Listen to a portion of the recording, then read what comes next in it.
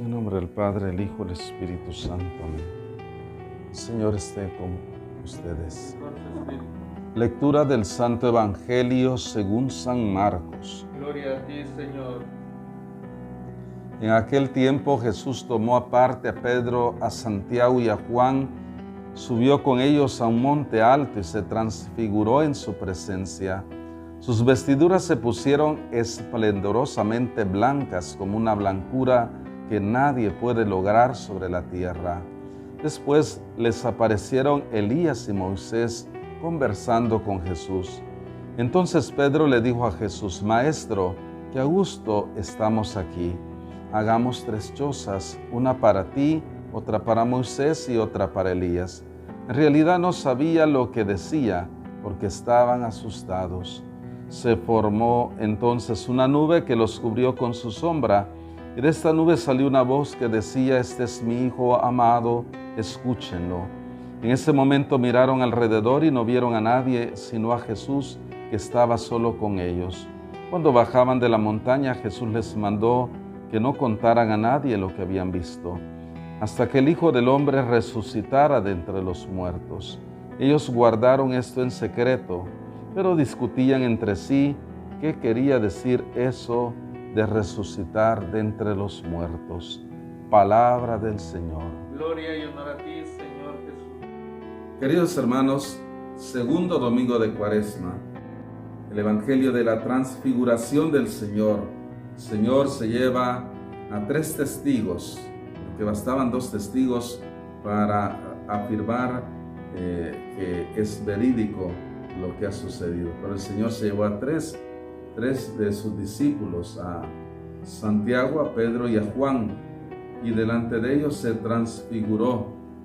Y es que recordemos, 6 días antes les había anunciado el misterio de su pasión y muerte, lo cual les había causado tristeza, dudas, temores. Por eso el Señor hoy viene a afirmarlos en la fe, manifestándole precisamente en un momento lo que será esa realidad de la resurrección. Es como un anticipo de la resurrección, porque el Señor se transfiguró de tal manera que sus vestiduras se volvieron con una blancura, nos dice el evangelista Marcos, que nadie puede lograr sobre la tierra, y su rostro también resplandecía. Qué hermoso lo que contemplaron los discípulos. Y además se presentan 2 grandes personajes, Elías y Moisés. Elías, que representa a los profetas, y Moisés, que representa la ley, o sea, la Torá, o sea, los primeros 5 libros de la Biblia, que se decía que Moisés los había escrito. De esa manera estamos hablando de todo el Antiguo Testamento, porque era lo que era la Biblia hasta ese momento, la ley y los profetas. Entonces la ley y los profetas, que también son otros 2 testigos, que vienen a decir: aquí está Jesús, y aquí la antigua alianza da paso a la nueva alianza, a lo que Jesús va a realizar. Jesús de esa manera se manifiesta como nuestro Salvador. Y luego la voz del Padre que dice desde las nubes: Este es mi Hijo amado, escúchame. Qué hermoso, es toda una teofanía, o sea, una manifestación de Dios en la persona de Jesús, en la humanidad de Jesús. Nuevamente el misterio de Jesús, verdadero hombre y verdadero Dios. Él viene a transfigurarnos también a nosotros, también a darle a nuestra naturaleza humana una dignidad tan grande, porque participamos de la gracia de ser hijos e hijas de Dios, del don de la dignidad. Y por tanto nosotros también tenemos que caminar con esperanza.